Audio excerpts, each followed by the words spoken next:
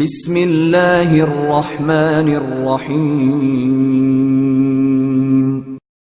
ان الحمد للہ نحمده ونستعینه ونستغفره ونؤمن به ونتوکل علیہ ونعوذ باللہ من شرور انفسنا ومن سیئات اعمالنا من يهده اللہ فلا مضل له ومن يضلل فلا هادی له واشهد ان لا الہ الا اللہ وحدہ لا شریک له واشهد ان محمدا عبده ورسوله اما بعد فان خیر الکلام کلام اللہ وخير الهدى هدى محمد صلى الله عليه وسلم وشر الأمور محدثاتها وكل محدثة بدعة وكل بدعة ضلالة وكل ضلالة في النار. أعوذ بالله من الشيطان الرجيم. بسم الله الرحمن الرحيم. يا أيها الذين آمنوا اتقوا الله حق تقاته ولا تموتن إلا وأنتم مسلمون. يا أيها الناس اتقوا ربكم الذي خلقكم من نفس واحدة وخلق منها زوجها وبث منهما رجالا كثيرا ونساء واتقوا الله الذي تساءلون به والأرحام إن الله كان عليكم رقيبا. يا أيها الذين آمنوا اتقوا الله وقولوا قولا سديدا يصلح لكم أعمالكم ويغفر لكم ذنوبكم ومن يطع الله ورسوله فقد فاز فوزا عظيما. وقال تعالى في مقام آخر وَلَهُنَّ مِثْلُ الَّذِي عَلَيْهِنَّ بِالْمَعْرُوفِ. وقال تعالى أيضا الرجال قوامون على النساء. وقال النبي عليه الصلاة والسلام أيما امرأة ماتت وزوجها عنها راض دخلت الجنة. وقال أيضا لو كنت آمرا بشرا يسجد لبشر لأمرت المرأة أن تسجد لزوجها أو كما قال عليه الصلاة والسلام. ہر قسم کی تعریف و توصیف، کبریائی، بڑائی، حمد و ثنا، بزرگی، عزت و جلال رب ذوالجلال کے لیے لائق و زیبا ہیں، جس نے ساری کائنات کو تن تنہا پیدا کیا، ہماری ہر ضرورت کو مہیا فرمایا. بعدہ تمام انبیاء پر، بالخصوص جناب محمد رسول اللہ صلی اللہ علیہ وسلم پر انگن تو بے شمار درود و سلام ہو. اللہم صلی وسلم وبارک علی نبینا محمد. محترم حاضرین جمعہ، سامعین کرام، سرپرستان، طالبات، معلمات، آج کا موضوع حساس موضوع ہم جسے کہہ سکتے ہیں. میں نے خصوصی طور پر جامعہ کی طالبات کے لیے اور عمومی طور پر ہر مسلمان خاتون کے لیے اس موضوع کو میں نے اختیار کیا ہے. عموماً عورتوں کے تعلق سے جو ہیں بہت ساری باتیں ہوتی ہیں. خواتین کی اہمیت اسلام میں کیا ہے، ان کو کیا مرتبہ اللہ تعالیٰ نے عطا کیا، ماں کی حیثیت سے عورت کتنی اونچی ہے، بیٹی کی حیثیت سے کتنی اونچی ہے، بیوی کے اعتبار سے اس کا کیا کردار ہے. بہت ساری چیزیں بیان کی جاتی ہیں. اسلام کیا کیا آزادیاں عورت کو دیتا ہے، ان تمام چیزوں کے بارے میں بہت سارے خطبات آپ نے سنا ہوگا. ایک چیز جو عموماً ایک ہم کہہ سکتے ہیں معاشرے میں جو چیز پھیلی ہوئی ہے، ایک وبا بھی ہم کہہ سکتے ہیں، اکثر و بیشتر طلاق کے جو واقعات پیش آتے ہیں، آپ مقدمات دیکھیں کورٹ وغیرہ میں ہو یا قاضیوں کے پاس ہو، جہاں پر فیصلے ہوتے ہیں، اکثر و بیشتر جو اختلافات ہوتے ہیں، بہت سارے بڑے مسائل میں بھی طلاق ہوتی ہے، لیکن چھوٹی چھوٹی مسائل میں، چھوٹے چھوٹے کچھ کیا امور تافیہ کہتے ہیں عربی زبان میں، امور تافیہ، معمولی سی باتوں میں بھی جو ہے طلاق ہو جاتی ہے. چائے برابر نہیں بنائی عورت، کھانے میں نمک نہیں تھا، سالن برابر نہیں بنا ہے. آپ کو میری باتوں کو سنتے ہوئے تعجب ہوتا ہوگا، لیکن حقیقت میں ایسے واقعات پیش آتے ہیں. چھوٹی چھوٹی چیزوں میں جو ہیں بڑے بڑے مسائل آ جاتے ہیں. چھوٹے مسائل کی وجہ سے بڑے بڑے مسائل، زندگی بھر کی جدائی، بچوں کی تربیت یا بچوں کو الگ کر دینا، میاں بیوی کے جھگڑے، یہ سب چیزیں ہوتے ہیں. اور عمومی طور پر ایک معاشرے میں یہ چیز بھی ہے، میں طالبات سے خصوصی طور پر کہوں گا اور جو بھی مدارس سے جڑے ہوئے ہیں ان سے کہوں گا کہ ایک چیز معاشرے میں، سوسائٹی میں، ہر جگہ نہیں لیکن کچھ جگہوں پر جو ہے یہ بات کہی جاتی ہے کہ مدارس میں بچیاں جو ہے کام کاج نہیں جانتی ہیں، یا گھروں میں جو ہے کچھ گھر کی ذمہ داریاں سنبھالنا اس میں کچھ کوتاہ ہیں بچیاں. یہ الزام بھی مدارس کی بچیوں پر، مدارس کی فارغات پر آتا ہے، جو بڑے افسوس کی بات ہے، المناک بات ہے. تو اس پر بھی جو ہے تھوڑا، تو اس اعتبار سے ہمارے خطبے کا آج کا موضوع جو ہے، جو میں بتانا چاہتا ہوں، عورت اور گھر کا کام کاج، اس موضوع پر، یا عورت اور گھر کی خدمت، اس موضوع پر مختصر سے باتیں جو قرآن و حدیث کی روشنی میں جو مل سکتی ہیں میں آپ کے سامنے رکھنے کی کوشش کروں گا. سب سے پہلی بات، عورتوں کی تائید میں کہہ دوں جمہور علماء کرام کا، مالکیہ، شافعیہ، حنابلہ، مالکیہ میں سے بعض مالکیہ، مکمل نہیں، شافعیہ، حنابلہ، بعض مالکیہ کا کہنا ہے کہ گھر کا کام کاج عورت پر واجب نہیں ہے. اب طالبات، معلمات، خواتین خوش نہ ہو جائیں، آگے باتیں جو آ رہی ہیں اس پر غور کیجیے. تو ایک ان کا ایک موقف ہے جو اختلافی مسئلہ ہے. امام ابو حنیفہ رحمہ اللہ، حنفیہ اور بعض مالکیہ اور دیگر معاصرین، آج کے دور کے جو بڑے بڑے محدثین ہیں، علماء ہیں، ان کا موقف ہے کہ عورت پر گھر کا کام کاج واجب ہے. عورت پر یہ ذمہ داری ہے، اس کو سنبھالنا وہ عورت کا حق ہے. عورت باقاعدہ اس کو سنبھالنا پڑے گا. کون کون لوگ اس کے قائل ہیں میں انشاءاللہ آگے باتیں ذکر کروں گا. دلائل کی طرف ہم تھوڑا جاتے ہیں. دلائل پہلے، ہم اہل حدیث ہیں، ہم اہل حدیث ہیں، سینہ ٹھوک کر ہم یہ ببانگ دوہل کہہ سکتے ہیں، ہم بغیر دلیل کے کوئی بات نہیں کریں گے، بغیر دلیل کے کوئی کام نہیں کریں گے. اہل حدیث کا بچہ بھی قرآن و حدیث سے دلیل مانگے گا. تو بہرحال جو لوگ واجب نہیں کہتے ہیں ان کے پاس جو ہے کچھ ٹھوس دلائل تو موجود نہیں. وہی کہ اللہ کے نبی صلی اللہ علیہ وسلم نے کہیں پر واجبی طور پر یہ نہیں کہا کہ آپ گھر کا کام کرو. کہیں پر آپ صلی اللہ علیہ وسلم نے ایجاباً، لازمی طور پر آرڈر دیتے ہوئے نہیں کہا. اس طرح کی کچھ دلائل جو عمومی طور پر انہوں نے ذکر کیا ہے. اب جو لوگ وجوب کے قائل ہیں، عورت گھر کا کام کاج کرنا چاہیے جو کہتے ہیں، انہوں نے بے شمار دلائل کو انہوں نے ذکر کیا ہے. اللہ کے نبی صلی اللہ علیہ وسلم کے دور سے لے کر آج کے دور تک ہر شریف گھرانہ، ہر باعزت عورت وہ گھر کے کام کاج کو اپنی ذمہ داری سمجھتی ہے اور باقاعدہ اس کو ادا کرتے ہیں. آئیے مثالیں احادیث کی روشنی میں. صحیح بخاری اور مسلم کی روایت،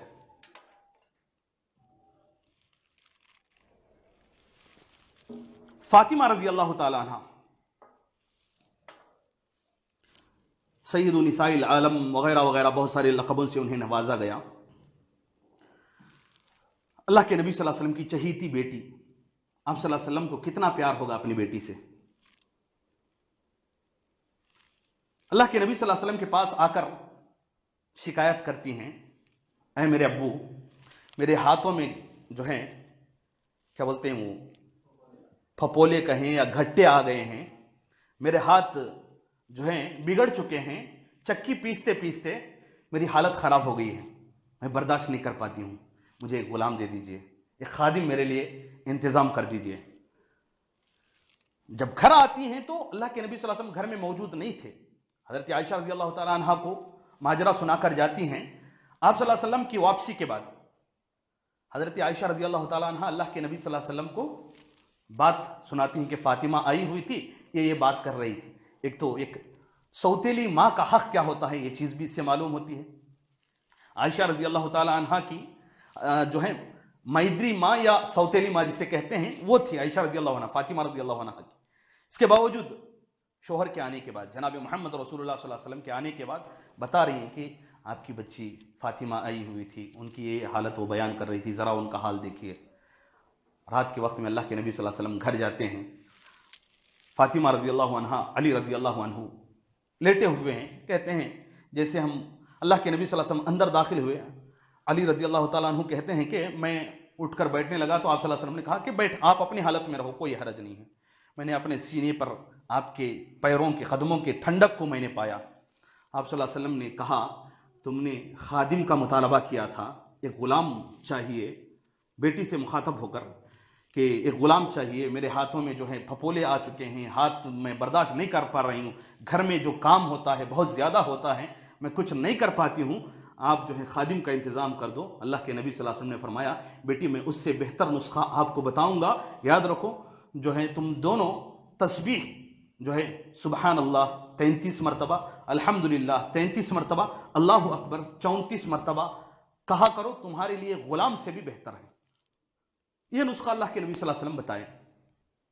اللہ کے نبی صلی اللہ علیہ وسلم نے حضرت علی بن ابی طالب رضی اللہ تعالیٰ عنہ سے یہ نہیں کہا اے علی تو ظالم ہے، میری بیٹی سے چکی پسوا رہا ہے، اے علی تو میری بیٹی پر ظلم کر رہا ہے، تو نہیں کہا اللہ کے نبی صلی اللہ علیہ وسلم نے۔ بعض روایتوں میں آتا ہے باہر کی ذمہ داریاں علی رضی اللہ تعالیٰ عنہ پر سونپی گئی کہ آپ باہر کے کام کاج نان نفقہ آپ کی ذمہ داری ہے، گھر کا کام کاج بچی کی ذمہ داری ہے یا آپ کی بیوی کی ذمہ داری ہے۔ ایک دوسری روایت صحیح بخاری میں موجود ہے، غالباً صحیح مسلم میں بھی موجود ہے، اسماء بنت ابی بکر رضی اللہ عنہ، ابو بکر رضی اللہ عنہ کی بیٹی حضرت عائشہ رضی اللہ تعالی عنہ کے علاوہ، جو غالباً حضرت عائشہ سے بڑی تھی، وہ زبیر بن العوام رضی اللہ عنہ کی بیوی، اللہ کے نبی صلی اللہ علیہ وسلم کی سالی صاحبہ۔ جب ان کی شادی ہوئی زبیر بن عوام رضی اللہ تعالی عنہ سے، وہ کہنے لگتی ہیں ما کان یملک غیر ناضح وغیر فرسہ، یعنی جب میری شادی زبیر بن العوام رضی اللہ عنہ سے ہوئی، لمبی روایت ہے، میں جو الفاظ مجھے مطلوب ہیں بس وہی میں ذکر کر رہا ہوں، کہ میرے شوہر کے پاس کچھ بھی نہیں تھا، نہ مال نہ دولت نہ گھر بار، کچھ نہیں تھا میرے شوہر کے پاس، ایک گھوڑا تھا اور ایک اونٹ، ناضح کہتے ہیں، طالبات ہو سکتا ہے حدیث جو پڑھی ہیں وہ طالبات اس کا معنی جانتی ہو۔ ناضح اس اونٹ کو کہتے ہیں جس پر پانی لادا جاتا ہے، پانی لانے کے لیے جو اونٹ استعمال کرتے ہیں، اب جیسے سائیکل وغیرہ پر پانی جو گھڑے ہوتے ہیں اس کو لاتے ہیں آپ آج کے دور میں، ویسے اونٹ کا استعمال کرتے تھے، پتہ نہیں کیا انداز تھا، لیکن ناضح اس کو کہتے تھے، سیراب کرنے کے لیے اونٹوں میں پانی لایا جاتا تھا کچھ رکھ کر۔ تو ناضح اور فرس، ایک گھوڑا تھا، ایک اونٹ سے پانی جو لاتے تھے، وہ اونٹ ان کے پاس موجود تھا۔ سنیے یعنی گھر کا کام کاج عورت کتنی خدمت اس زمانے میں کرتی تھی۔ فَكُنْتُ أَعْلِفُ فَرَسَهُ وَأَسْتَقِي الْمَاءَ وَأَخْرِزُ غَرَبَهُ وَأَعْجِنُ، میں گھوڑے کو گھاس کھلاتی تھی، ان کا جو اونٹ تھا اس اونٹ سے پانی لایا کرتی تھی، اسماء بنت ابی بکر رضی اللہ عنہ بیان کرتی ہیں۔ وَأَخْرِزُ غَرَبَهُ، جو ڈول ہوتا ہے، ڈول سینہ چمڑے کا ڈول ہوتا تھا بڑا، غرض جو ہے غرب عربی زبان میں غربن جو ہے ایک ڈول کو کہتے ہیں، جو غالباً بیل وغیرہ کے چمڑے سے بنتا تھا اس دور میں، اس کو ڈال کر پانی سینتے تھے، زمین سے بوڑی وغیرہ سے کنویں سے پانی سینتے تھے۔ تو اس ڈول کو میں سیا کرتی تھی، اگر وہ کچھ پھٹ جاتا اس کو تیار میں کرتی تھی۔ وَأَعْجِنْ، اور آٹا گوندتی تھی گھر میں، مطلب یہ تمام چیزیں یہ اشارے ہیں کہ میں گھر باہر کا کام بھی کرتی تھی، ساتھ میں گھر کا کام کاج بھی کیا کرتی تھی۔ وَلَمْ أَكُنْ أُحْسِنُ أُخْبِزُ، مجھے روٹی بنانا نہیں آتا تھا برابر سے۔ صحیح بخاری کی روایت ہیں اور اسی کے الفاظ ہیں، امام بخاری کے الفاظ ہیں، وَلَمْ أَكُنْ أُحْسِنُ أُخْبِزُ، روٹی برابر بنانے نہیں آتا تھا مجھے۔ وَكَانَ يَخْبِزُ جَارَةٌ لِي مِنَ الْأَنصَارِ وَكُنَّ نِسْوَةَ صِدْقٍ، میرے انصاری کچھ عورتیں پڑوسن تھی، میری پڑوسن عورتیں انصاری عورتیں تھیں، وہ بہت اچھی نیک عورتیں تھیں، بہت اچھی عورتیں تھیں، وہ آ کر مجھے ساتھ دیتی تھی، روٹی کیسا بنانا مجھے سکھاتی تھی۔ وَكَانَ يَخْبِزُ جَارَةٌ لِي مِنَ الْأَنصَارِ وَكُنَّ نِسْوَةَ صِدْقٍ وَكُنْتُ أَنْقُلُ النَّوَى مِنْ أَرْضِ الزُّبَيْرِ أَقْطَعُهُ رسول اللہ صلی اللہ علیہ وسلم أو كما جاء في الحديث، اور ایک زمین رسول اللہ صلی اللہ علیہ وسلم نے جب مال غنیمت میں کچھ آئی تھی تو اس زمین کا کچھ حصہ کچھ زراعت کرنے کے لیے زبیر رضی اللہ عنہ کو آپ صلی اللہ علیہ وسلم نے دیا ہوا تھا، مال غنیمت کا کچھ حصہ۔ اس زمین سے میں کھجور کی گٹلیاں وہاں سے لا کر جو ہے گھر میں لا کر اس کو پیسنا ہو، جو بھی کرنا ہے، گھوڑوں کے اور اونٹ کی غذا کا میں انتظام کرتی تھی۔ وَكَانَ وَهِيَ مِنِّي عَلَى ثُلُثَيْ فَرْسَخ، کتنا دور تھا وہ مجھ سے 2 ثلث فرسخ دور تھا وہ زمین کا حصہ جو تھا. تقریباً آج کا اندازہ اگر لگائیں تو 3 سے 4 کلومیٹر 3-4 کلومیٹر دور سے میں کھجور کی گٹلیاں سر پر رکھ کر گھر کو لایا کرتی تھی اور اس کو تیار کر کے پیس کر اونٹوں کو گھوڑوں کو کھلاتی تھی. آپ اندازہ لگائیے گھر کا کتنا کام کاج اس دور میں عورت کر رہی ہوگی. آج کے دور پر تھوڑا ان محنتوں کو اور آج کی عورتوں کی محنتوں کو موازنہ کر کے دیکھیں. خواتین طالبات معلمات سے بھی گزارش ہے کہ ان چیزوں پر جو ہے ذرا غور کرنے کی بات ہے. صرف احادیث میں ہم اپنے آپ کو اہل حدیث کہہ دینا، صرف آمین زور سے بول لیے، سینے پر ہاتھ باندھ لیے، پیر سے پیر لگا لیے، تو اتنا ہی اہل حدیث ہونا نہیں ہے، بلکہ تمام چیزوں میں حدیثوں کا اعتبار کرنا چاہیے. تو یہ چیزیں بھی جو ہیں قابل غور ہیں. اسی دوران ایک مرتبہ اللہ کے نبی صلی اللہ علیہ وسلم بھی گزر رہے تھے. اسماء بنت ابی بکر رضی اللہ عنہا اپنے سر پر جو ہے کھجور کی گٹلیاں لے کر گزر رہی ہیں، بیج جو بھی تھے لے کر گزر رہی ہیں. تو اللہ کے نبی صلی اللہ علیہ وسلم اونٹ سے وہاں پر اونٹ پر سے گزر رہے تھے، صحابہ کرام بھی ساتھ میں تھے. آپ صلی اللہ علیہ وسلم نے اونٹ کو اشارہ کیا، اخن اخن یا اقن جو بھی الفاظ تھے حدیث میں، آپ صلی اللہ علیہ وسلم نے اونٹ کو بیٹھنے کا اشارہ کیا. یعنی ہو سکتا ہے آپ صلی اللہ علیہ وسلم نے اسماء بنت ابی بکر رضی اللہ تعالی عنہ کو سوار کرنا چاہ رہے تھے. احادیث میں آتا ہے اسماء رضی اللہ تعالی عنہ سمجھ گئی کہ آپ صلی اللہ علیہ وسلم مجھے اونٹ پر سوار کروا لینا چاہتے ہیں، اور اس میں انہوں نے اشارے سے سمجھا. آپ صلی اللہ علیہ وسلم نے زبانی نہیں کہا تھا.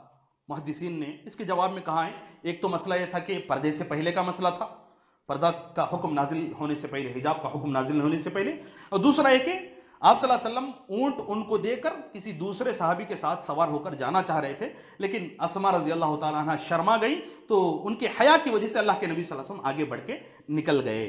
اس کے بعد جا کر جو ہے اپنے شوہر سے بھی بتایا کہ اللہ کے نبی صلی اللہ علیہ وسلم سے گزر رہے تھے، مجھے غیرت یاد آئی، میں شرما کر جو ہے واپس ہو گئی وغیرہ وغیرہ.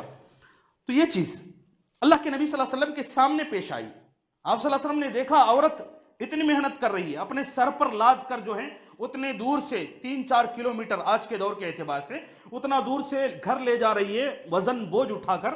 اس کے باوجود اللہ کے نبی صلی اللہ علیہ وسلم نے حضرت زبیر بن عوام رضی اللہ عنہ جو کہ آپ کے ساڑو تھے، آپ صلی اللہ علیہ وسلم کے ہمزلف تھے، آپ نے کبھی یہ نہیں کہا اے زبیر تم ظالم ہو، عورت سے اتنا کام کراتے ہو. کبھی آپ صلی اللہ علیہ وسلم نے یہ نہیں کہا، بلکہ برقرار رکھا اس چیز کو. تو یہ بھی ہمیں بتاتی ہیں یہ چیز بھی کہ عورت گھر کا کام کاج عورت کی ذمہ داری ہے. اسی طرح خود اسماء بنت ابی بکر رضی اللہ تعالیٰ عنہ کے بارے میں آتا ہے جب اللہ کے نبی صلی اللہ علیہ وسلم کی ہجرت کا حکم ہوا، آپ جب مدینہ تشریف لے جانے والے تھے، ابو بکر صدیق رضی اللہ عنہ کو ساتھ کر لیا آپ نے. اس وقت جب سفرہ تیار کیا گیا، آپ صلی اللہ علیہ وسلم کے لیے توشہ تیار کیا گیا، تو توشہ تیار کرتے وقت بھی عائشہ رضی اللہ عنہ اور اسماء بنت ابی بکر رضی اللہ عنہ توشہ تیار کر کے، روایتوں میں آتا ہے ان کو ذات النطاقتین کا لقب دیا گیا. 2 کپڑے اوڑھنی کو جو ہے انہوں نے پھاڑ کر 2 حصے کر کے توشے کو باندھا تھا، انہوں نے سفرے کو باندھ کر 2 حصے بنا کر انہوں نے اللہ کے نبی صلی اللہ علیہ وسلم کو دیا تھا. باپ کے گھر میں رہتے ہوئے بھی عورت گھر کا کام کاج کرے گی، اس حدیث سے معلوم ہوتا ہے. ابو بکر صدیق رضی اللہ تعالیٰ عنہ کے گھر میں ہیں اور اپنے بہنوی اور اپنے ابو سفر میں جا رہے ہیں، ان کے لیے توشہ تیار کر کے اور ان کو جو ہے کچھ بندوبست کر کے دے رہے ہیں. تو یہ باپ کے گھر میں بھی عورت کام کاج کرے گی، شوہر کے گھر میں تو بدرجہ اولا کرنا ہی ہے.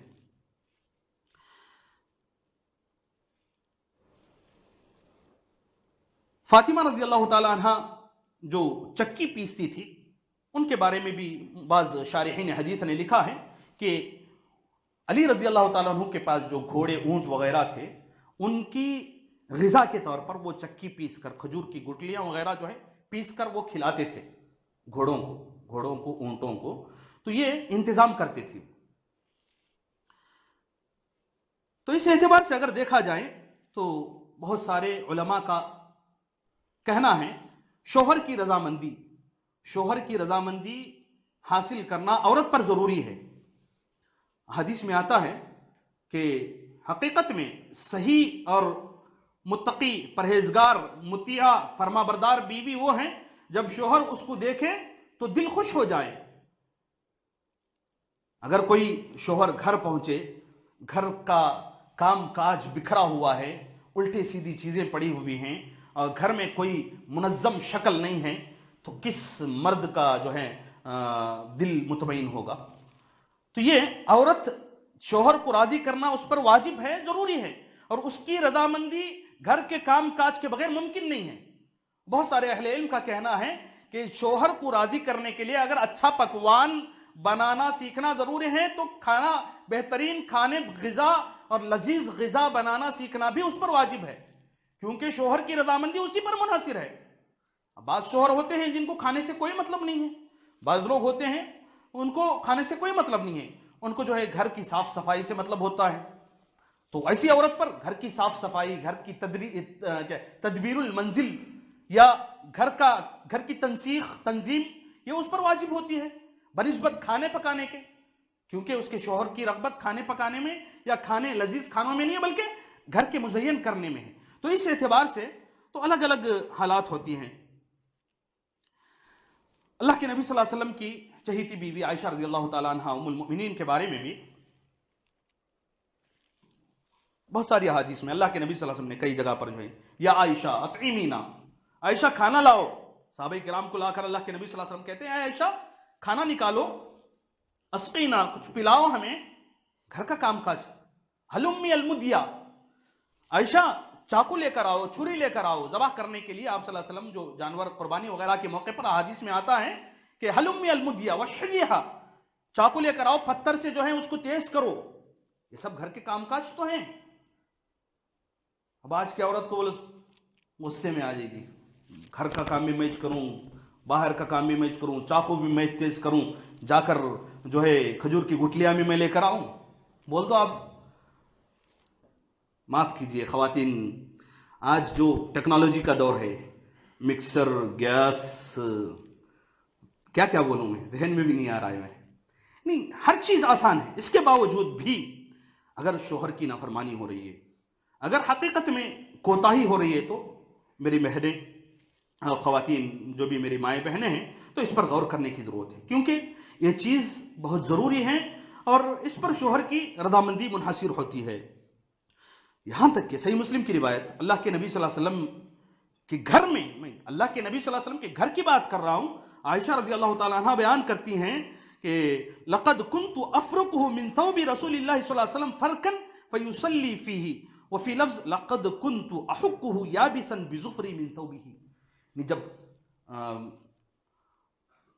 مرد اور عورت کے ملاقات کے بعد، ہم بستر ہونے کے بعد جو کپڑے پر کچھ نشانات رہ جاتے تھے مادہ منویہ کے، تو اس کو صاف کرتی تھی میں۔ عائشہ رضی اللہ عنہا ام المؤمنین کہتی ہیں اس سے بڑا دیکھیے آپ شوہر کی خدمت میں، یعنی میں ان کپڑوں کو بھی میں اپنے ہاتھ سے صاف کرتی تھی، یہاں تک کہ سوکھنے کے باوجود میں اپنے ناخن سے اس کو صاف کرتی تھی۔ حدیث کے الفاظ میں ویسے ہی دہرا رہا ہوں، ناخن سے میں کھرچ کر صاف کرتی تھی۔ گھر کا کام کاج، شوہر کی خدمت، یہ چیزیں کتنا اہتمام کرتے تھے آپ اندازہ لگا سکتے ہیں۔ اہل علم نے ایک آیت، جو میں نے آیت کا ٹکڑا شروع میں تمہید میں نے ذکر کیا، وَلَهُنَّ مِثْلُ الَّذِي عَلَيْهِنَّ بِالْمَعْرُوفِ، اس آیت میں جو ہے اہل علم نے جو بتایا ہے کہ اس آیت میں یہ اشارہ موجود ہے کہ مرد کی طرح عورت پر بھی ذمہ داریاں ہیں، مرد کی طرح عورت پر بھی ذمہ داریاں ہیں۔ بعض اہل علم کا کہنا ہے، کچھ لوگ جو ہیں یہ کہتے ہیں کہ مہر جو ادا کیا گیا ہے عورت سے استمتاع کے لیے، خصوصی جو ملاقات ہوتی ہے اس کے لیے ہے، بس عورت اسی کے لیے ہے، لیکن اس میں مرد اور عورت دونوں کا جو ہے میل ہوتا ہے۔ اس کے علاوہ دوسری چیز جو ہے، مرد پر باہر کی ذمہ داریاں ہیں، کام کاج کی ذمہ داری، کمانے کی، نان نفقے کی، گھر کا انتظام، کھانے کا جو ہے روزی روٹی مہیا کرنا، بچوں کا کپڑا لتا جو بھی ہوتا ہے وہ ذمہ داریاں شوہر پر ہوتی ہیں، اور گھر کا کام کاج، گھر کی ملکہ عورت کو بنایا گیا ہے، گھر کی ذمہ دار خاتون کو بنایا گیا ہے، بچوں کی دیکھ بھال عورت کی ذمہ داری ہے، گھر کی نگرانی عورت کی ذمہ داری ہے۔ اسی لیے احادیث میں کہا گیا کہ کہ عورت جو ہے وہ راعیہ ہے شوہر کے گھر پر، شوہر کے بچوں پر، اور خود اپنے نفس پر وہ ذمہ دار ہے، وہ حفاظت کرنے والی ہے۔ اپنے آپ کی حفاظت کرے یہ عورت کی ذمہ داری ہے۔ شوہر کی عدم موجودگی میں اپنے آپ کو گناہوں سے بچائے رکھنا یہ عورت کی ذمہ داری ہے۔ شوہر کے نہ موجود رہنے پر اپنے بچوں کی حفاظت کرنا عورت کی ذمہ داری ہے۔ شوہر کے نہ رہتے ہوئے شوہر کے گھر کے شوہر کے ایک ایک پائی کی حفاظت کرنا عورت کی ذمہ داری ہے۔ گھر کی واچ مین ہے عورت اگر حقیقت میں دیکھا جائے تو۔ اللہ کے نبی صلی اللہ علیہ وسلم کے الفاظ کے مطابق جو ہے وہ حفاظت کرنے والی ہے، راعیہ ہے وہ۔ ابن القیم رحمہ اللہ جو اہل علم جو قائل ہیں اس بات کے کہ عورت پر واجب ہے کہ گھر کا کام کاج کرے، ان کا کہنا ہے، ان میں سے ابن القیم رحمہ اللہ بھی ہیں جن کی شخصیت معروف ہے، کہتے ہیں ان ترفہت المرأة وقام الرجل بکنس بیتہ وطہی طعامہ والعجن والخبز فذلك هو المنکر الذي لم یأذن به اللہ۔ اگر عورت میں خوشحال رہنا چاہتی ہوں، ایک دم آرام سے آسودہ حال، کچھ بھی کرتی نہیں، میں کچھ عورتیں ہوتی ہیں ہمارے معاشرے میں، سوسائٹی میں کچھ بھی نہیں کرتی، پورا کام تمہیں کر لو، جورو کا غلام۔ جسے کل ہماری طالبات نے ایک جو ہے خاکہ پیش کیا، ایک پروگرام تھا جس میں خاکہ انہوں نے پیش کیا، اچھا تھا، جس میں یہی بتایا گیا کہ کچھ عورتیں ہوتی ہیں شوہر کو نچاتی ہیں، جیسا جو ہے بیوی بولے ویسے ناچتے رہو، یہ لے کر آؤ، وہ لے کر آؤ، یہ شاپنگ کرنا ہے، وہ شاپنگ کرنا ہے، وغیرہ وغیرہ۔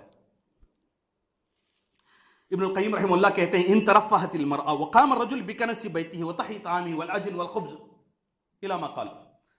اگر عورت آرام سے رہیں، میں خوشحال رہنا چاہتی ہوں، کچھ بھی نہیں کرتی، انجوائے کرنا چاہتی ہوں میں، اور شوہر خود گھر میں کچرا جھاڑ رہا ہے، شوہر آٹا گوندھ رہا ہے، والعجن آٹا گوندنا، والخبز روٹی بنانا، فذالک هو المنکر، یہی تو منکر کام ہے جو عورت کر رہی ہے، یہ غلط چیز ہے جس کا حکم اللہ تعالیٰ نے کبھی نہیں دیا ہے۔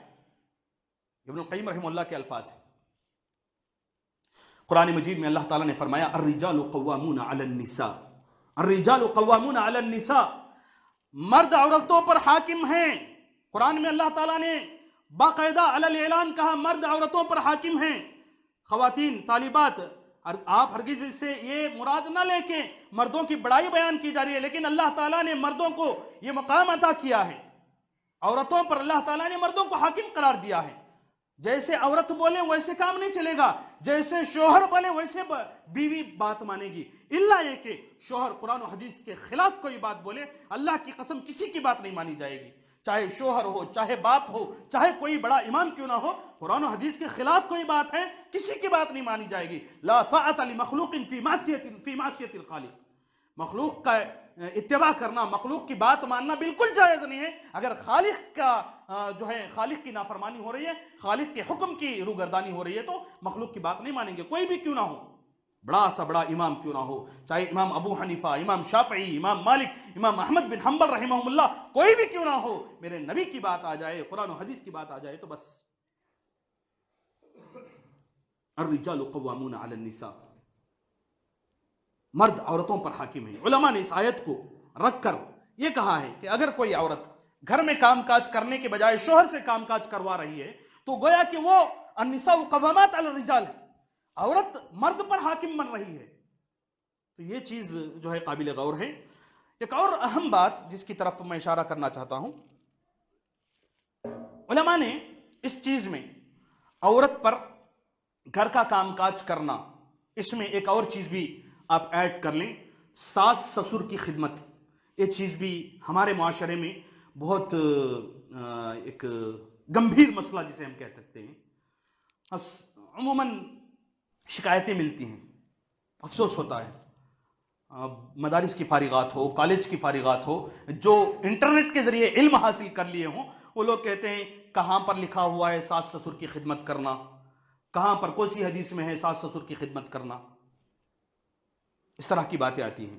اہل علم کا کہنا ہے المعروف عرفا کالمشروط شرطا، المعروف عرفا کالمشروط شرطا، مطلب یہ ہے کہ جو چیز عرف میں جس کا اعتبار کیا جاتا ہے، عرف عام میں، سوسائٹی میں جس کا اعتبار کیا جاتا ہے، وہ شرط کے مانند ہیں۔ یہ اصولی قاعدہ ہے شریعت کا، المعروف عرفاً کالمشروط شرطا، جو طالبات فضیلت سادس وغیرہ میں ہیں، ہو سکتا ہے قاعدہ انہوں نے پڑھا ہو، فقہی قاعدہ ہے، قرآن و حدیث کی دلائل کی بنیاد پر بنایا ہوا قاعدہ ہے، المعروف عرفاً کالمشروط شرطا، جو عرف میں معروف چیز ہے وہ شرط لگانے کے مانند ہے۔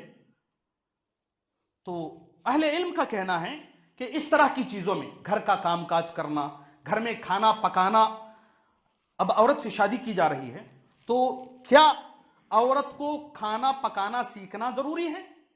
گھر کا کام کاج سیکھنا ضروری ہے؟ کپڑے دھلنا ہے، برتن دھلنا ہے، کھانا پکانا، سالن بنانا، چائے بنانا وغیرہ وغیرہ، کیا یہ چیزیں سیکھنا ضروری ہیں؟ تو اس میں عرف کا اعتبار کیا جائے گا۔ اگر کسی امریکہ میں ایسا ماحول ہے کہ شوہر عورت کی غلامی کرتا ہے تو وہاں اسی کا اعتبار کیا جائے گا۔ آپ امیجن کر کے دیکھیں، میرے خیال سے وہاں بھی نہیں ہوتا ہوگا، کیونکہ کسی مرد کی غیرت اس کو مانتی نہیں ہے، اللہ یہ کہ وہ کمانے جا رہی ہے 2 لاکھ 3 لاکھ کما کے آ رہی ہے تو چلو ایک خادم کو رکھ لیا، الگ بات ہے، خادمہ کو رکھ لیا، لیکن مرد کی غیرت کبھی نہیں مانے گی۔ اب میں یہ نہیں کہتا کہ عورتوں پر ظلم کرو، اللہ کی قسم یہ بالکل جائز نہیں ہے۔ اللہ کے نبی صلی اللہ علیہ وسلم خود گھر کے کام کاج کیا کرتے تھے، ساتھ دیتے تھے، ہاتھ بٹاتے تھے، یہ الگ بات ہے، لیکن عورت کی یہ ذمہ داری ہے۔ آپ اگر کرتے ہیں تو آپ احسان کر رہے ہیں عورت پر، یہ اللہ کے نبی صلی اللہ علیہ وسلم کے اخلاق تھے۔ تو ان چیزوں میں عرف کا اعتبار کیا جائے گا، الا ایک ہے۔ اب دیکھیے، اگر کسی کی شادی ہو رہی ہے تو ہندوستان کا ماحول ہم دیکھتے ہیں، کیا کوئی شادی کر رہا ہے تو اگر وہ بچی یہ کہہ دے کہ میں گھر کا کام کاج کرنا نہیں چاہتی، مجھے موٹی زبان میں میں کام کرتی نہیں، مجھے کام کرنے آتا نہیں، پکاتی نہیں میں، کوئی بچی بولی تو آپ اپنے بیٹے کو، اس لڑکی کو بہو بنانے تیار ہیں؟ بتائیے بھائی، آپ لوگوں میں سے کون تیار ہے؟ کیا نصیر بھائی تیار رہیں گے آپ؟ تو یہ معروف چیز ہے، عرف عام میں جو ہے، یعنی اگر کوئی کام کاج نہیں جانتی ہے، یہ اور بات ہے، میں یہ نہیں کہتا کہ آپ قرآن و حدیث مت دیکھو، دینداری مت دیکھو، نماز، اللہ کی قسم سب سے پہلے اس بچی کو نماز پڑھواؤ، نماز پڑھنے آتا ہے کہ نہیں پوچھو، سورہ فاتحہ پڑھتی ہے کہ نہیں پوچھو، اللہ اور اس کے رسول کو جانتے ہیں کہ نہیں پوچھو، قرآن و حدیث کو جانتے ہیں کہ نہیں پوچھو، ایمان کیا ہے، اسلام کیا ہے، احسان کیا ہے، وہ جانتے ہیں کہ نہیں پوچھو۔ اس کے علاوہ اگر وہ جانتی ہے تو یہ بھی وہ ضرور جانے گی، اگر وہ جانتی ہے تو ان چیزوں کو بھی وہ ضرور جان کر رہے گی اور جاننا چاہیے۔ تو یہ معروف چیزیں ہیں، عرف عام میں ہمارے سوسائٹی میں یہ چیزیں معروف ہیں تو اس کا اعتبار کیا جائے گا، الا ہے کہ شادی کے وقت کوئی شرط لگاتا ہے، اگر شرط لگا کر یہ شادی کرتا ہے ہماری بچی کھانا نہیں پکائے گی، تو ایسی صورت میں شوہر کو اس بات کو ماننا پڑے گا، کیونکہ اس کو ایک کانٹریکٹ کہتے ہیں، شادی کو عقود کہتے ہیں عربی زبان میں، یہ عقود میں اس کا شمار ہوتا ہے، عقود کانٹریکٹ بیس ہوتا ہے، کانٹریکٹ پر اس کا انحصار ہوتا ہے، جس بات پر کانٹریکٹ ہوگا۔ اگر کوئی شادی کرتے وقت، شادی سے پہلے یہ شرط لگائیں کہ میری بیٹی کو میں آپ سے اسی وقت شادی کروں گا جب آپ کوئی دوسری شادی نہیں کریں گے، آپ اگلی دوسری تیسری چوتھی شادی نہیں کرنا ہے، اس شرط پر اگر کوئی سائن کر کے شادی کرتا ہے تو اس کے لیے جائز نہیں ہے کہ وہ دوسری شادی کرے، کیونکہ المسلمون علی شروطہم، مسلمانوں پر جو ہے یہ ضروری ہے کہ شروط کا اعتبار کرے، کیونکہ کانٹریکٹ کیا گیا ہے، ایک جو ہے اگریمنٹ ہے۔ تو ویسے ہی اگر کوئی اس طرح کا کانٹریکٹ کرتے ہیں تو الگ بات ہے، لیکن بغیر کانٹریکٹ کے، بغیر اگریمنٹ کے اگر کوئی شادی ہو رہی ہے، بغیر شرط کے شادی ہو رہی ہے، تو اس پر گھر کی ذمہ داری یہ ضروری ہے۔ ایک حدیث اللہ کے نبی صلی اللہ علیہ وسلم نے فرمایا، اتقوا اللہ فی النساء فإنہن اوان عندکم، عورتوں کے تعلق سے تم اللہ سے ڈرو، شوہروں سے کہا گیا عورتوں کے تعلق سے اللہ کا تقوی اختیار کرو، فإنہن اوان عندکم، وہ تمہارے پاس تمہاری خدمت گزار ہیں۔ تو محل شاہد اوان کہا اللہ کے نبی صلی اللہ علیہ وسلم نے، اہل علم نے اس لفظ سے استدلال کیا ہے، اوان کہنے کا مطلب یہ ہے کہ وہ تمہاری اسیرہ ہیں، خادمہ ہیں، عورت تمہارے گھر کی خدمت گزار ہیں، تمہاری خدمت کے لیے وہ عورت تمہارے لیے مہیا کی گئی ہے، اس کے تعلق سے اللہ سے ڈرو، زیادہ کام کاج اس پر مت ڈالو۔ تو اس کا مطلب یہ ہے کہ عورت اوان ہے، عورت خدمت گزار ہیں، گھر کی خدمت کرنا اس کی ذمہ داری ہے۔ خولہ بنت مالک بن ثعلبہ رضی اللہ عنہا، سورۃ المجادلہ کی جو آیت ان پر ان کے تعلق سے جو نازل ہوئی، قد سمع اللہ قول التی تجادلک فی زوجہا، مشہور آیت ہے، زہار کا مسئلہ لمبا واقعہ ہے، میں تفصیل میں جانا نہیں چاہتا۔ انہوں نے اپنے شوہر کی شکایت جب اللہ کے نبی صلی اللہ علیہ وسلم سے کی تو انہوں نے کہا، قالت یا رسول اللہ، اے اللہ کے رسول صلی اللہ علیہ وسلم، میرا شوہر جب مجھ سے شادی کیا میں خوبصورت تھی، نوجوان تھی، میرے پاس مال دولت سب موجود تھا، میرے میرے ذمہ داران، میرے رشتہ دار میرے ساتھ میں موجود تھے. جب میں بوڑھی ہو گئی، تھوڑا میرا پیٹ نکل کے آنے لگا، میں موٹی ہو گئی اور کچھ میرے پاس مال دولت ختم ہو گئی، میرے رشتہ دار کچھ دور ہو گئے، تو میرا شوہر مجھے چھوڑ کر مجھے انتی علیہ کا ظہری امی، تو مجھ پر میرے ماں کی پیٹ کی طرح کہہ کر وہ حرام کر کے مجھ پر چلا گیا، بچوں کو چھوڑ دیا. ولی منہ اولاد، اور اس سے میرے پاس کچھ بچے ہیں جو اس کے بچے ہیں، میں ان کو پالتی ہوں. انہوں نے کہا ولی منہ اولاد ان ترکتہم الیہ ضاعوا انا اربیہم وان ضممتہم الیہ جاؤوا هو ينفق علیہم. اے اللہ کے نبی صلی اللہ علیہ وسلم، اس کے بچے میرے پاس ہیں، وہ اسی کے نطفے سے وہ بچے پیدا ہوئے ہیں، میں ان بچوں کی دیکھ بھال میں کرتی ہوں. اے اللہ کے نبی صلی اللہ علیہ وسلم، اگر میں ان بچوں کو اس کے پاس چھوڑ دوں گی تو بچے برباد ہو جائیں گے. ان ترکتہم الیہ ضاعوا، بچے اگر میں شوہر کو دے دوں، تمہارے بچے تم پال لو، بچے برباد ہو جائیں گے، ضائع ہو جائیں گے. انا اربیہم، تربیت میں ان کی کرتی ہوں، میں ان کی تربیت کرتی ہوں. وَإِن ضَمَّمْتُهُمْ إِلَيَّ جَاؤوا، اگر میں بچوں کو میں خود میرے پاس رکھ لوں گی، بچے بھوکے مر جائیں گے. وَهُوَ يُنْفِقُ عَلَيْهِمْ، وہ بچوں پر خرچ کرتے ہیں. تو اس میں یہ جو نکتہ ہے، بچوں کی تربیت میں کرتی ہوں، بچوں پر خرچ وہ کرتے ہیں. اگر میں بچوں کو ان کو دے دی تو وہ خرچ تو کر لیں گے، تربیت نہیں کر پائیں گے. اگر میں بچوں کو رکھ لی تو تربیت تو کر پاؤں گی، خرچ نہیں کر پاؤں گی. تو خرچ، بچوں کا خرچ باپ کی ذمہ داری ہے، تربیت ماں کی ذمہ داری ہے، بچوں کی دیکھ بھال ماں کی ذمہ داری ہے. یہ چیز اس حدیث میں بتائی گئی. سلف میں بعض نے یہ بھی کہا النکاح رق فلینظر احدکم عند من یرق کریمتہ. بعض سلف کا قول ہے نکاح ایک غلامی ہے، بچی کو نکاح کرنا ایک غلامی کے برابر ہے، لیکن دیکھو تم اپنی بچی کو کس کا غلام بنا رہے ہو، دیکھ دکھا کر شادی کیا کرو. مطلب یہ ہے کہ خدمت کے لیے دینا ہے، لیکن کیسے آدمی کے پاس آپ دے رہے ہو، دیکھ دکھا کر شادی بیاہ کیا کرو. شیخ الاسلام ابن تیمیہ رحمہ اللہ کا قول، ان کا کہنا ہے وَتَجِبُ خِدْمَةُ زَوْجِهَا بِالْمَعْرُوفِ، تجب خدمت زوجها بالمعروف، معروف انداز میں شوہر کی خدمت کرنا عورت پر واجب ہے. شیخ الاسلام ابن تیمیہ رحمہ اللہ کا قول، جن کے بارے میں بولنے کی ضرورت نہیں ہے، شیخ الاسلام ابن تیمیہ رحمہ اللہ. وَيَتَنَوَّعُ ذَلِكَ بِتَنَوُّعِ الْأَحْوَالِ فَخِدْمَةُ الْبَدَوِيَّةِ لَيْسَتْ كَخِدْمَةِ الْقَرَوِيَّةِ وَخِدْمَةُ الْقَوِيَّةِ لَيْسَتْ كَخِدْمَةِ الضَّعِيفَةِ. شیخ الاسلام ابن تیمیہ رحمہ اللہ کہتے ہیں کہ شوہر کی خدمت کرنا، گھر کی خدمت کرنا عورت کی ذمہ داری ہے، عورت پر واجب ہے، معروف انداز میں، عرف عام کے اعتبار سے. اب ایک کھیڑے والی ہے، ایک شہر والی ہے، دونوں کی خدمت ایک طرح نہیں ہو سکتی ہے، تو دونوں کا اعتبار کیا جائے گا. اس کے اگر آپ شہر والی سے شادی کر رہے ہیں، پڑھی لکھی سے شادی کر رہے ہیں تو اس کا اعتبار کیا جائے گا، اور قریے والی سے شادی کر رہے ہیں تو اس کا اعتبار کیا جائے گا. اور اگر قویہ ہے، ضعیفہ ہے، کمزور عورت ہے، ایک قوی عورت ہے، دونوں کا اعتبار کیا جائے گا، اس کی طاقت کے اعتبار سے اسے خدمت دی جائے گی. اور عجب کے جو قائلین ہیں، جو لوگ یہ کہتے ہیں کہ عورت شوہر کے گھر کی خدمت کرے گی، اس کے عجب کے قائلین میں سے شیخ الاسلام ابن تیمیہ رحمہ اللہ، شیخ عبداللہ ابن جبرین رحمہ اللہ، شیخ محمد بن صالح العثیمین رحمہ اللہ، اور ابن القیم رحمہ اللہ، شیخ محمد المختار الشنقیطی رحمہ اللہ وغیرہ، یہ عجب کے قائل ہیں، جو یہ کہتے ہیں کہ عورت گھر میں شوہر کی خدمت کرے گی، یہ اس پر واجب ہے. اب جمہور میں سے بعض، جیسا کہ میں نے کہا، کچھ شافعیہ، کچھ حنابلہ اور کچھ مالکیہ کا کہنا ہے کہ عجب کے قائل نہیں ہیں، شوہر کی خدمت کریں بیوی، یہ ضروری نہیں ہے. شوہر اگر خدمت کروانا چاہتا ہے تو کام والی کو رکھ لے گا، خادمہ کو رکھ لے گا. تو یہ بعض لوگوں کا قول ہے. انہیں اگر اہل علم نے ان کا جواب دیتے ہوئے یہ کہا ہے، چلو ان کی بات کو ہم لے لیتے ہیں، خدمت کروانا واجب نہیں ہے، عورت گھر کی خدمت کرنا، شوہر کی خدمت کرنا واجب نہیں ہے. وہی اہل علم، وہی جمہور کا یہ بھی کہنا ہے کہ عورت کے علاج کی ذمہ داری شوہر کی نہیں ہے. عورت بیمار ہو جائے، بخار آ گئی، آپریشن کرنا ہے، کینسر آ گیا، اللہ سب کو بیماریوں سے محفوظ رکھے، اللہ صحت و عافیت دے سب کو. تو اگر عورت کو بیماری آ جاتی ہے تو علاج معالجہ شوہر کی ذمہ داری نہیں ہے. اہل علم، جمہور علماء کا کہنا ہے. یہ جو لوگ عجوب کے قائل ہیں خدمت کے، ان کا یہ کہنا ہے کہ عورت کی مرض کی، عورت کے علاج و معالجے کی ذمہ داری بھی شوہر کی ہے. تو جب اس بات کو آپ مانتے ہیں تو اس کو بھی مانو. نہیں مانیں گے ہم، نہیں مولوی صاحب جو ہم نہ جمتا وہ لیتے ہیں، نہیں تو نہیں لیتے ہمیں، یہ چیز نہیں چلے گی.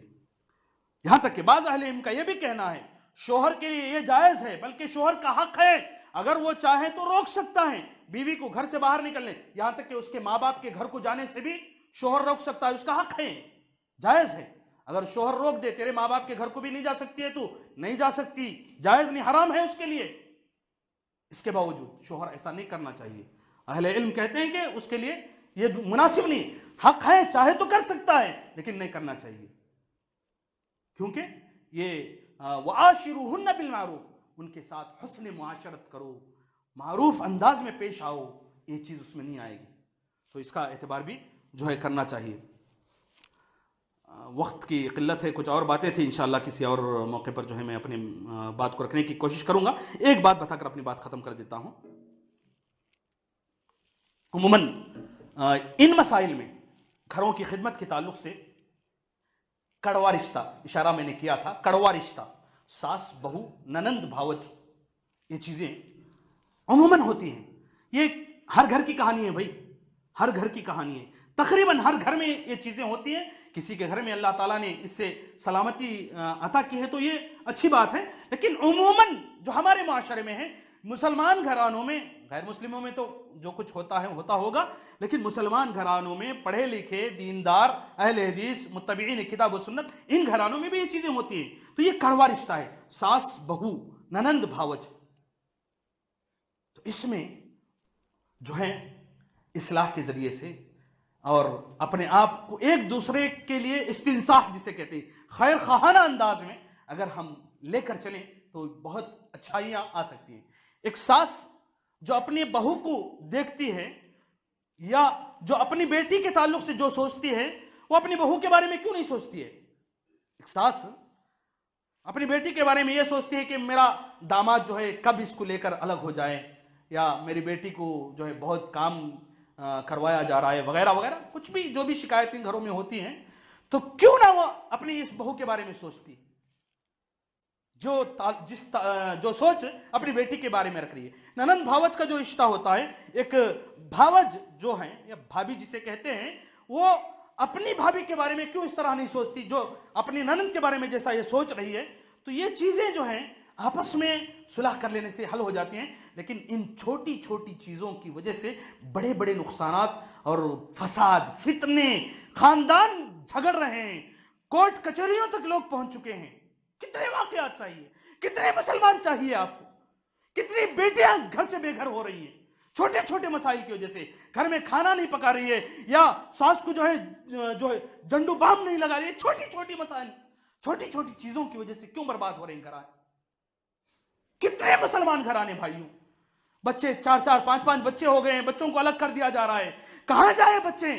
بچوں کی زندگیاں کون ان سے دوسری شادی کرنے تیار ہے؟ کون ان بیواؤں کو یا ان مطلقاؤں کو کون سنبھالنے تیار ہے؟ ان خلا شدہ عورتوں کو کون سنبھالنے تیار ہے؟ کون سی سوسائٹی سنبھال رہی ہے؟ کون سی تنظیم، کون سی جمعیت سنبھال رہی ہے؟ کوئی پکڑانے والا نہیں ہے، کوئی ان پر جو ہے کوئی کیئر لینے والا نہیں ہے۔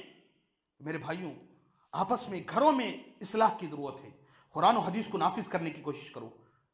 خواتین سے بھی میں کہوں گا، شوہر کے ماں باپ کی خدمت نہیں ہے، اور شوہر کی خدمت کرنا کہاں پر ہے یا ساس سسر کی خدمت کرنا کہاں پر ہے؟ ٹھیک ہے، احادیث میں اس کی وضاحت موجود نہیں ہے، کہیں اللہ کے نبی صلی اللہ علیہ وسلم نے یہ نہیں کہا کہ تم اپنے شوہر کے ماں باپ کی خدمت کرو، لیکن اللہ کے نبی صلی اللہ علیہ وسلم نے صلہ رحمی پر کتنی بے شمار احادیث آپ نے بیان کیا ہے، قرآن میں کتنی جو ہیں آیات موجود ہیں، اور کتنے نصوص اور صحابہ کرام کے کتنے واقعات جو اس بات پر دلالت کرتے ہیں صلہ رحمی کرو، یہاں تک کہ جو ہے کئی رشتہ داروں کے بارے میں جو ہے تم کو گالیاں دے رہے ہو، اچھا سلوک پیش کرو، کہ یہ چیزیں موجود نہیں ہیں احادیث میں؟ چلو ماں باپ کی، شوہر کے ماں باپ کی خدمت کرنا نہیں ہے، شوہر کی اطاعت تو واجب ہے۔ ارے اللہ کی قسم، اللہ کے نبی صلی اللہ علیہ وسلم نے یہاں تک کہا، اللہ کے نبی صلی اللہ علیہ وسلم نے شوہر کے بارے میں یہاں تک کہا کہ اگر جو ہے میں کسی کو اللہ کے علاوہ کسی کو سجدہ کرنے کا حکم دیتا تو میں بیوی کو حکم دیتا کہ وہ شوہر کے لیے سجدہ کرے، لیکن اللہ نے کسی کو اجازت نہیں دی۔ اگر دیتا تو اتنا بڑا مقام جو اللہ کے نبی صلی اللہ علیہ وسلم یہ کہہ سکتے تھے کہ مجھے سجدہ کرو۔ غالباً انس بن مالک رضی اللہ عنہ یمن سے آئے ہوئے تھے، اس وقت انہوں نے سوال کیا تھا، اللہ کے نبی صلی اللہ علیہ وسلم ہم نے یمن میں دیکھا ہے کہ لوگ اپنے بڑوں کو سجدہ کرتے ہیں، کیوں نہ ہم آپ کو سجدہ کریں، آپ ہمارے لیے بڑی بزرگ شخصیت ہیں. آپ نے فرمایا اگر میں کسی کو سجدہ کرنے کا حکم دیتا تو عورت کو حکم دیتا کہ وہ شوہر کے لیے سجدہ کرے. اتنا بڑا مقام ہے. اور نفلی روزہ کس کی عبادت ہے؟ اللہ کی عبادت. اس کے باوجود بغیر شوہر کی اجازت کے عورت نفل روزہ تک اللہ کی عبادت بھی نہیں کر سکتی ہے. نفل روزہ رکھنے کے لیے شوہر سے اجازت لینے کی ضرورت ہے. تو اتنا مقام و مرتبہ شوہر کی اطاعت کا اس پر جب اتنا ابھارا گیا ہے. اگر شوہر یہ کہے کہ میرے ماں باپ کی خدمت کرو تو اگر کوئی عورت نہیں کرتی ہے تو کیا وہ گنہگار نہیں ہوگی؟ اگر شوہر یہ کہے میرے گھر کے کام کاج جو ہے سنبھالو، گھر میں مجھے لذیذ کھانا بنا کر دو، اگر وہ عورت نہیں بنا رہی ہے تو کیا وہ گنہگار نہیں ہوگی؟ اطاعت کیا یہ معصیت میں جو ہے حکم دیا جا رہا ہے؟ نافرمانی کا حکم دیا جا رہا ہے؟ نہیں، معروف چیزوں کا حکم دیا جا رہا ہے جو سوسائٹی میں عام ہیں، عرف میں جس کا اعتبار کیا جاتا ہے، ان چیزوں کا جو ہے حکم دیا جا رہا ہے. تو اس پر جو ہے سوچنے کی ضرورت ہے. ارے جب شوہر کے گھوڑے کی، شوہر کے اونٹ کی خدمت کرنا ہے تو شوہر کے ماں باپ کی خدمت نہیں کریں گے؟ تعجب کی بات ہے. شوہر کے اسماء بنت ابی بکر رضی اللہ عنہا، فاطمہ رضی اللہ عنہا، دیگر صحابیات گھوڑوں کی خدمت کر رہے ہیں. شوہر کے گھوڑوں کے لیے کھجور کی گٹلیاں لا کر پیس کر ڈال رہے ہیں، ہاتھوں میں گھٹے آ رہے ہیں ان کے. تو شوہر کے گھوڑے اور اونٹ سے بھی گئے گزرے ہیں شوہر کے ماں باپ. تو خواتین اور میرے بھائیوں، بزرگوں، دوستوں، اس پر غور کرنے کی ضرورت ہے، سوچنے کی ضرورت ہے. ہم اپنی بہوؤں کو جو ہے اپنی بیٹیوں کی طرح دیکھنے کی ضرورت ہے. اپنی بیٹیوں کو بہوؤں کی طرح جو ہے ان کو بھی جو ہے ویسے ہی ڈھال کر بھیجنے کی ضرورت ہے. تو جو بھی میرا خطبے کا مقصد یہی تھا کہ جو بھی خواتین یا جو بھی معلمات ہو، طالبات ہو، جن کی بھی قریب میں شادیاں ہونے والی ہو یا جو بھی قریب ہو بعید ہو، تو ان چیزوں پر بھی غور کریں. یہ بھی آپ کی زندگی کا حصہ ہیں اور یہ اسلام سے کوئی خارج چیز نہیں ہے، بلکہ اسی پر آپ کی دنیاوی زندگی جو ہے خوشگوار بن سکتی ہے، اخروی زندگی کو بھی جو ہے آپ خوشگوار بنا سکتی ہیں. بغیر شوہر کی رضامندی کے جنت میں داخلہ تو نہیں ہو سکتا ہے. تو اس لیے جو ہے ان تمام چیزوں پر بھی غور کرنے کی ضرورت ہے. اللہ تعالی ہم تمام کو نیک توفیق دے، قرآن و حدیث پر عمل کرنے کی توفیق عطا فرمائے. آمین. وآخر دعوانا ان الحمدللہ رب العالمین.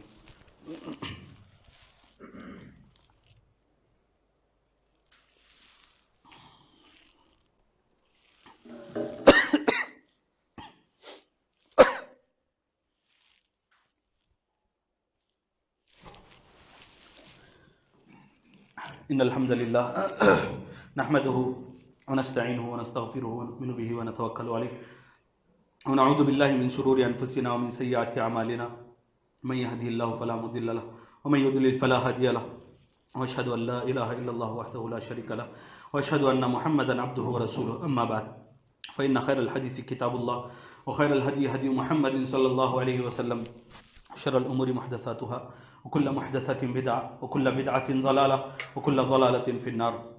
أعوذ بالله من الشيطان الرجيم. بسم الله الرحمن الرحيم. إن الله وملائكته يصلون على النبي يا أيها الذين آمنوا صلوا عليه وسلموا تسليما. اللهم صل على محمد وعلى آل محمد كما صليت على إبراهيم وعلى آل إبراهيم إنك حميد مجيد. اللهم بارك على محمد وعلى آل محمد كما باركت على إبراهيم وعلى آل إبراهيم إنك حميد مجيد. اللهم انصر من نصر دين محمد صلى الله عليه وسلم واجعلنا منهم واخذل من خذل دين محمد صلى الله عليه وسلم ولا تجعلنا منهم. آمين. عباد الله رحمني رحمكم الله. إن الله يأمر بالعدل والإحسان وإيتاء ذي القربى وينهى عن الفحشاء والمنكر والبغي يعظكم لعلكم تذكرون. اذكروا الله يذكركم وادعوه يستجب لكم ولذكر الله تعالى أعلى وأولى وأعز وأجل وأتم وأكبر والله يعلم ما تصنعون.